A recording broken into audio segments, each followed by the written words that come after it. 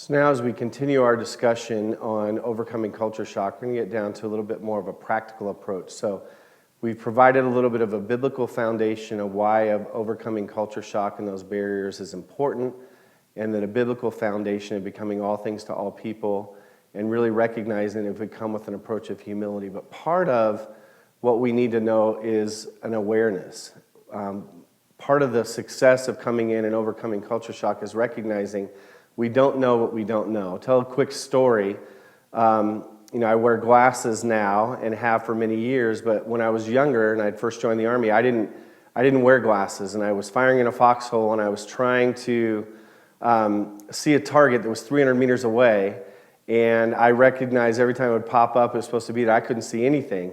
And one time, a guy in the foxhole next to me handed me his glasses, and I put them on, and it was kind of that approach of putting them on and going, wow, like I didn't know what I didn't know. I didn't recognize that I could see the sharpness of leaves, and I could recognize that, man, there really is a target 300 meters out there, and I didn't even realize that. And I didn't even realize that I needed glasses at that particular point. And really overcoming culture many times is like that. There's kind of a recognition of an awareness that's needed to even know what you didn't know.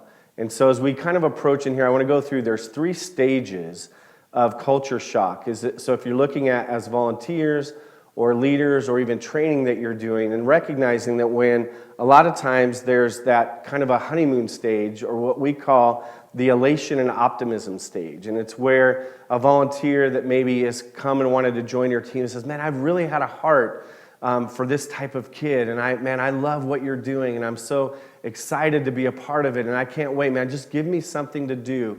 I'm willing to do anything. And so there's a level of optimism, and sometimes it's kind of a blind optimism, as in they don't really understand what they're even saying, but they know that they've had a heart, they know that God's called them, and they're excited to be able to do that. And that stage can last anywhere from 2 to 3 months, and you get a regular volunteer, they're coming in, they're very excited, willing to do anything.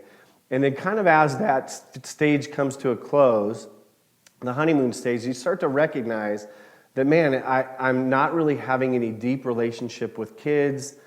Kids seem to be avoiding me. It's hard for me to relate to some of their experiences and what they're doing and what they're going through.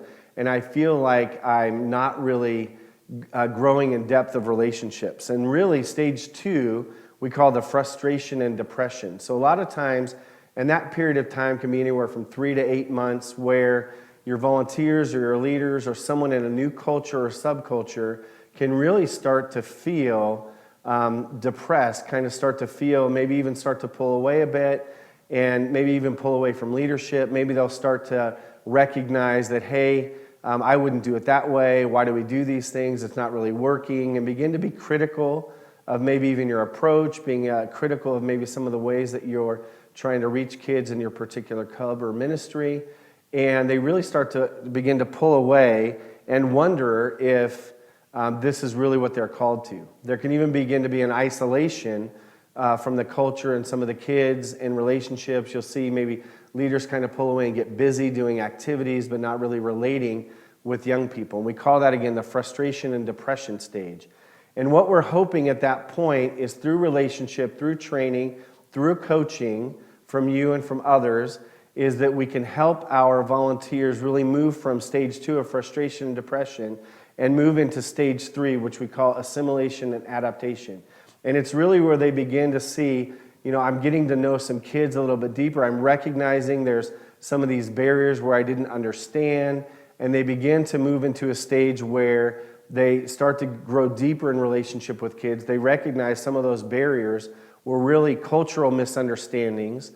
Some of the difficulties, or maybe even ways that they were being judgmental or critical to some of the young people, they start to recognize, and as God's working in their heart, and as you're coaching and training them, they recognize that those barriers have existed, and they try to overcome them and begin to assimilate and adapt to the ministry, the coaching, and the leadership that you're providing. And so our goal, obviously, is to help. Now, it's natural for those stages, the elation and the optimism, and then going in through a kind of a phase of, man, did God really call me to this? And we're hoping, again, to be able to move, for a long-term volunteer, to be able to move to the assimilation and adaptation stage.